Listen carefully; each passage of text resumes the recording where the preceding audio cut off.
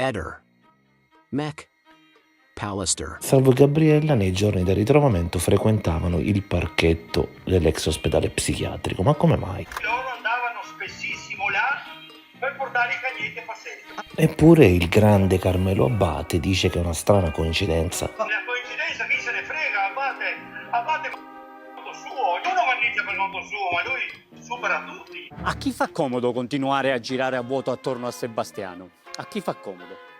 Chi è che fa ritrovare il corpo di Liliana? Sterpin. Trovano il corpo.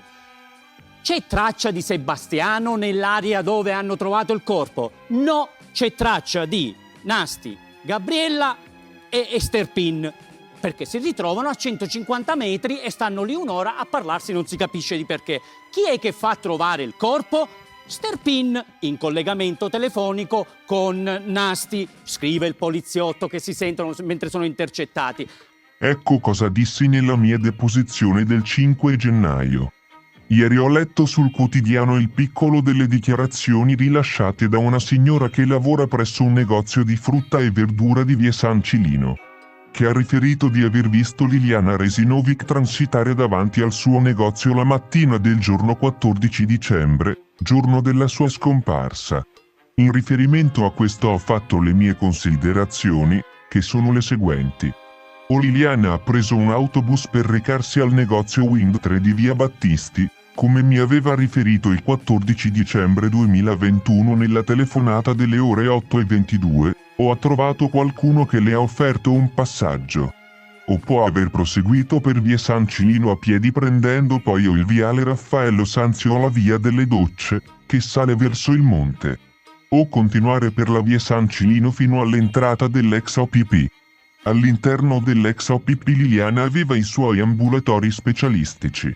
Era un po' abitudinaria del posto anche per fare una camminata. Mi aveva detto che se e quando voleva fare una camminata usava come posto preferenziale proprio il parco dell'ex ospedale psichiatrico, anche perché vicino casa. Liliana mi raccontava dove andava nel corso della settimana, ovvero le piaceva camminare per città, ritrovarsi con amiche o colleghe di un tempo. Si trovava a Ponte Rosso angolo via Trento dove si trovava con amiche e colleghe, una la conosco perfettamente, si chiama Mara, coniugata Cavaliere, che lavorava con Liliana nello stesso ufficio. Cioè il protocollo delle attività produttive della regione con gli uffici in via Trento.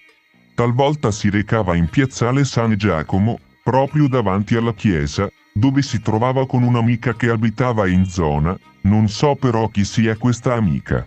C'erano altri luoghi di Trieste dove amava recarsi, a Barcola o Le Rive, che sono quelle davanti a Piazza Unità. So che d'estate si recava con il marito alla Costa dei Barbari sotto la galleria naturale dove praticava il naturismo. Adesso sottolineo per quei fenomeni che vogliono capire a modo loro che dire Parco San Giovanni o ex OPP non significa dire boschetto. Il parco inizia a poche centinaia di metri da Piazzale Gioberti. Ha una superficie di 220.000 metri quadrati e conta di 40 edifici.